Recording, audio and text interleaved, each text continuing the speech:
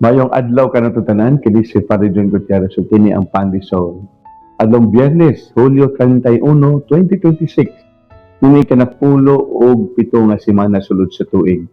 Karong adlaw gihandom nato ang kapistahan ni San Ignacio sa Loyola, ang founder sa gitawag nato og Jesuits or the Society of Jesus. Diindaghang mga martir, mga misyonero sakit manini si San Francisco Javier, ang parokya nga akong gialagaran kaniadto mo'y patron dito sa Alegria. Karong adlaw makigsunan nagpahinumdom kini kanato ang ebanghelyo. Diin daghang nangutana, human nagwali si Jesus, taga diin man siya ani iyahang kahibalo. Kinsa man siya, diin man siya ni inya. O nga itong Ginoo, a prophet, no, is not accepted in his hometown.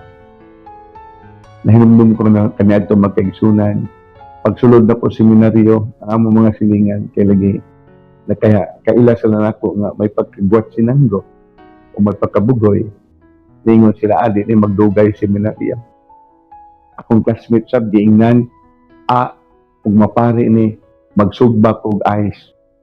Daghang mga challenges kasi sama ni ini, na di silang kadawat nga makapangalagad kami sa pagkapari. Kaya ilang nakita ang amo lamang kahuyangan.